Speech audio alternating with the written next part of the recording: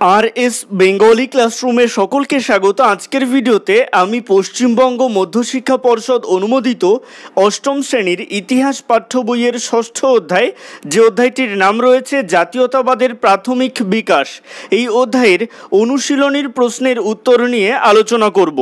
এ প্রসঙ্গে বলে রাখি, অষ্টম শ্রেণীর ইতিহাস পাঠ্য বইয়ের ষষ্ঠ অধ্যায়ের অনুশীলনীর প্রশ্ন উত্তরের এটা পার্ট 2 এর ভিডিও। এর আগের পার্টের ভিডিওটি যারা এখনও পর্যন্ত দেখে উঠতে পারোনি তাদের জন্য আমি এই ভিডিওটির ডেসক্রিপশনে পার্ট 1 এর ভিডিওর লিঙ্ক দিয়ে দেব, অবশ্যই সেখান থেকে ভিডিওটি দেখে নিও। তো কথা না বাড়িয়ে শুরু করছি আজকের মূল ভিডিও।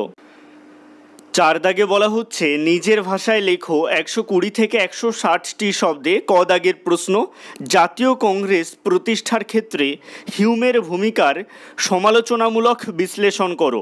তোমার কি মনে হয়, হিউম না থাকলেও জাতীয় কংগ্রেস প্রতিষ্ঠা হতো? তোমার বক্তব্যের পক্ষে যুক্তি দাও। উত্তরে লিখবে, জাতীয় কংগ্রেস প্রতিষ্ঠার পিছনে ইংরেজ কর্মচারী অ্যালান অক্টাভিয়ান হিউমের যথেষ্ট ভূমিকা ছিল। বক্স করে পয়েন্ট করবে হিউমের ভূমিকার সমালোচনামূলক বিশ্লেষণ। এই পয়েন্টের আন্ডারে লিখবে, 1. রাজনৈতিকভাবে উদারমনা হিউম চেয়েছিলেন এমন একটি সংগঠন তৈরি হোক যা ভারতীয়দের স্বার্থ রক্ষা করবে। 2. তখন নানা ঘটনায় ভারতীয়দের মধ্যে ব্রিটিশ বিরোধী অসন্তোষ প্রকাশ পেয়েছিল। এই অসন্তোষ থেকে ব্রিটিশদের রক্ষা করাও হিউমের উদ্দেশ্য ছিল। পরে বক্স করে পয়েন্ট করবে হিউম না থাকলে প্রতিষ্ঠা হতো কি না। এই পয়েন্টের আন্ডারে লিখবে, আমার মতে হিউম উদ্যোগ না নিলেও ওই সময় নাগাদ জাতীয় কংগ্রেসের মতো একটি সংগঠন প্রতিষ্ঠা হতো। বক্স করে পয়েন্ট করবে সপক্ষে যুক্তি। এই পয়েন্টের আন্ডারে লিখবে, হিউম উদ্যোগ না নিলেও ওই সময় নাগাদ জাতীয় কংগ্রেসের মতো একটি সংগঠন প্রতিষ্ঠা হতো, কারণ তার পটভূমি আগে থেকেই তৈরি হয়েছিল। যেমন 1. কলকাতা, বোম্বাই ও মাদ্রাস প্রেসিডেন্সিতে শিক্ষিত ভারতীয়রা নানা রাজনৈতিক উদ্যোগ নিয়েছিলেন। সেই সব উদ্যোগগুলিকে একজোট করার জন্য দেশ জুড়ে নানা চেষ্টা করা হয়। 2. 1867 থেকে 1883 খ্রিস্টাব্দের মধ্যে নানা প্রকার প্রতিবাদ আন্দোলন সংগঠিত হয়। সেই সব প্রতিবাদের লক্ষ্য কখনো ছিল ব্রিটিশ সরকারের আয়কর নীতি, কখনো বৈষম্যমূলক আয় ব্যয়। 3. পাশাপাশি দেশীয় সংবাদপত্রের স্বাধীনতা, বাগিচা শ্রমিকদের অবস্থা, আইন সংক্রান্ত প্রতিষ্ঠানে ভারতীয়দের মর্যাদা বৃদ্ধি প্রভৃতি বিষয়েও আন্দোলন করা হয়েছিল। প্যারা চেঞ্জ করে একসাথে লিখবে, পরিশেষে বলা যায়, যেহেতু সেই সময় ভারতে কোনো সাংগঠনিক রাজনৈতিক দল ছিল না, তাই ব্রিটিশ সরকারের বিরুদ্ধে লড়াই করতে এবং নিজেদের স্বার্থ বুঝে নিতে একটি সর্বভারতীয় সংগঠন গড়ে ওঠা অবশ্যম্ভাবী ছিল। হিউম সেই সম্ভাবনাকে ত্বরান্বিত করেছিলেন মাত্র। খ দাগের প্রশ্ন, অর্থনৈতিক জাতীয়তাবাদের মূল বক্তব্য কী ছিল? ওই বক্তব্যের সঙ্গে বয়কট ও স্বদেশী আন্দোলনের কোনো যোগ তুমি খুঁজে পাও কি? যুক্তি দিয়ে বিশ্লেষণ করো। উত্তর লিখবে, ভারতের আর্থিক দুরবস্থায় ব্রিটিশ শাসনের ভূমিকা নিয়ে নরমপন্থী নেতৃত্ব প্রকাশ্যে সমালোচনা করেছিলেন। এই প্রক্রিয়াকে অর্থনৈতিক জাতীয়তাবাদ বলা হয়। এই কাজে বিশেষ করে দাদাভাই নৌরোজি, মহাদেব গোবিন্দ রানাডে ও রমেশচন্দ্র দত্ত গুরুত্বপূর্ণ ভূমিকা নিয়েছিলেন। বক্স করে পয়েন্ট করবে অর্থনৈতিক জাতীয়তাবাদের মূল বক্তব্য। এই পয়েন্টের আন্ডারে লিখবে, অর্থনৈতিক জাতীয়তাবাদের মূল বক্তব্য হলো, 1. ভারত ধীরে ধীরে ব্রিটেনের কৃষিজ কাঁচামাল আহরণের ভূমিতে পরিণত হয়েছে। 2. ব্রিটেনে তৈরি দ্রব্যগুলির বৃহৎ বাজার হিসেবে ভারতকে ব্যবহার করছে ঔপনিবেশিক সরকার। 3. এসবের ফলে ভারতীয় কৃষি ও শিল্প ধ্বংস হচ্ছে, দেশের যাবতীয় সম্পদ বিদেশে চলে যাচ্ছে। নরমপন্থীদের যুক্তিতে একে সম্পদ নির্গমন বলা হয়। 4. পাশাপাশি উঁচু হারে ভূমি রাজস্ব দিতে বাধ্য হচ্ছে কৃষকরা, ফলে তারা নিঃস্ব হয়ে পড়ছে।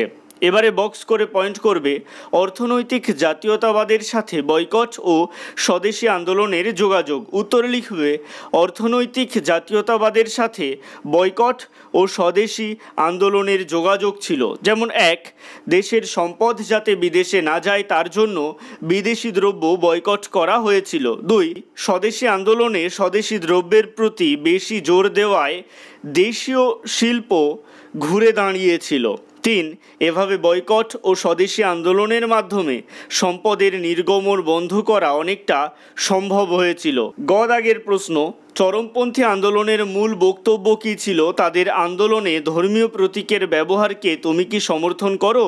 তোমার বক্তব্যের পক্ষে যুক্তি দাও। বক্স করে পয়েন্ট করবে চরমপন্থী আন্দোলনের মূল বক্তব্য। এই পয়েন্টের আন্ডারে লিখবে চরমপন্থার সমর্থকরা কংগ্রেসের চরমপন্থী গোষ্ঠী হিসেবে পরিচিত হন। চরমপন্থী আন্দোলনের মূল বক্তব্যগুলি হলো: 1, স্বরাজ অর্জন। এই পয়েন্টের আন্ডারে লিখবে আদর্শগতভাবে চরমপন্থীদের লক্ষ্য ছিল স্বরাজ অর্জন করা। স্বরাজ ধারণা বিষয়ে তাদের মধ্যে বিভিন্ন ধারণা থাকলেও বাস্তবে বেশিরভাগ নেতাই স্বরাজ বলতে ব্রিটিশ সাম্রাজ্যের মধ্যেই স্বশাসনের অধিকারকে বুঝতেন।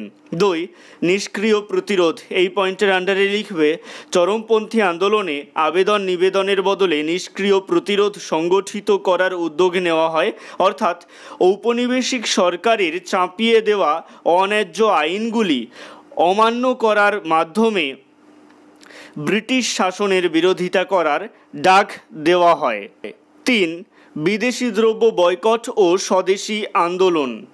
এই পয়েন্টের আন্ডারে লিখবে ব্রিটিশ প্রতিষ্ঠান ও জিনিসপত্র বর্জনের কথা বলা হয়।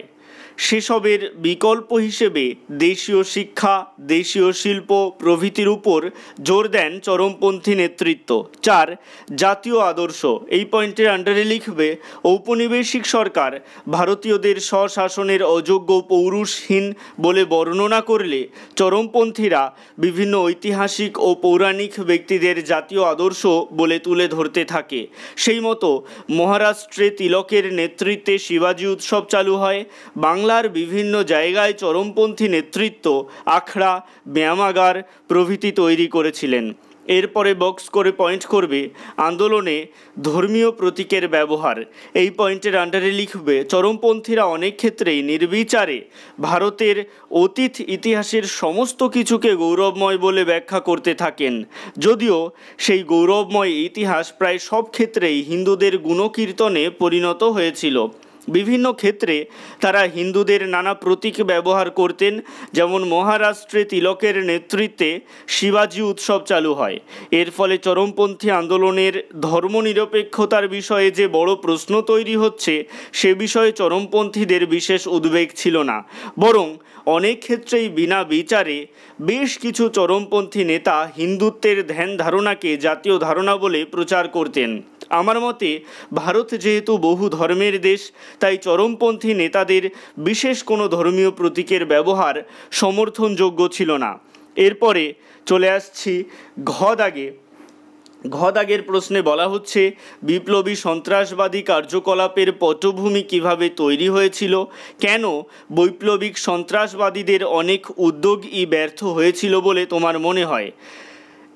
এই প্রশ্নের উত্তর লেখার ক্ষেত্রে প্রথমে বক্স করে পয়েন্ট করবে সন্ত্রাসবাদী কার্যকলাপের পটভূমি।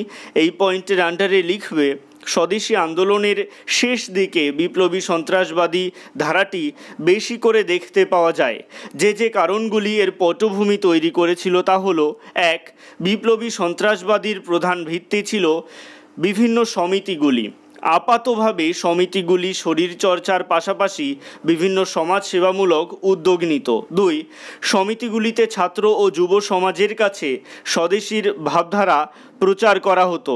3, বিভিন্ন সমিতিকে কেন্দ্র করে বিপ্লবী পন্থায় ব্রিটিশ প্রশাসনের মধ্যে ত্রাস সৃষ্টি করার ধারণাটি গড়ে ওঠে।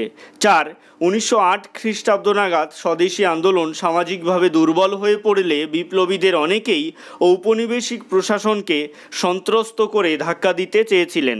এরপরে বক্স করে পয়েন্ট করবে ব্যর্থতার কারণ। এই পয়েন্টের আন্ডারে লিখবে বিপ্লবী সন্ত্রাসবাদী কার্যকলাপের অনেক উদ্যোগ ব্যর্থ হওয়ার কারণগুলো হলো: 1. বিপ্লবী সন্ত্রাসবাদী দলগুলি আলাদা আলাদা অঞ্চলে সক্রিয় থাকলেও সাংগঠনিক দিক দিয়ে তারা দুর্বল ছিল। 2. ব্রিটিশদের বিরুদ্ধে সশস্ত্র প্রতিরোধের জন্য প্রয়োজন ছিল টাকা, যা বিপ্লবী সন্ত্রাসবাদী সংগঠনগুলির কাছে যথেষ্ট পরিমাণে ছিল না। 3. ভারতের বিভিন্ন অঞ্চলের বিপ্লবী সন্ত্রাসবাদী দলগুলির কার্যপদ্ধতি ও কর্মসূচি ছিল আলাদা, অর্থাৎ তাদের মধ্যে ঐক্যের অভাব ছিল। 4. সরকার বিপ্লবী সন্ত্রাসবাদী সংগঠনগুলির ওপর কঠোর দমননীতি প্রয়োগ করেছিল। 5. প্রয়োজনের কারণে তাদের কাজকর্ম গুপ্ত হওয়ার ফলে বৃহত্তর সামাজিক আন্দোলনের কর্মসূচি হাজির করতে পারেনি বিপ্লবী সন্ত্রাসবাদ। প্যারা চেঞ্জ করে একসাথেই লিখবে সশস্ত্র বৈপ্লবিক সন্ত্রাসবাদকে নরমপন্থী ভিক্ষাবৃত্তির থেকে আলাদা মনে করলেও সবাই সেই পথে চলতে চায়নি। তাই অর্থাভাব, জনসমর্থনের অভাব, সরকারের দমননীতি প্রভৃতি প্রতিবন্ধকতার সামনে বিপ্লবী সন্ত্রাসবাদীদের উদ্যোগ মাথা নোয়াতে বাধ্য হয়েছিল। আজকের ভিডিওটি এই পর্যন্তই। ভিডিওটি কেমন লাগলো অবশ্যই কমেন্টের মাধ্যমে জানিও। ভালো লাগলে লাইক করো এবং একই ক্লাসের বন্ধুদের সাথে ভিডিওটিকে শেয়ার করতে ভুলো না। ভালো থেকো, সুস্থ থেকো সকলে, আর অবশ্যই RS বেঙ্গলি ক্লাসরুমের সাথে থেকো। সবশেষে একটাই রিকোয়েস্ট, এখনও পর্যন্ত যারা চ্যানেলটিকে সাবস্ক্রাইব করে উঠতে পারোনি তারা অবশ্যই চ্যানেলটিকে সাবস্ক্রাইব করে দিও এবং পাশে থাকা বেল আইকনটিকে প্রেস করে অল বাটনে ক্লিক করে দিও নতুন ভিডিওর আপডেট সবার আগে পেতে।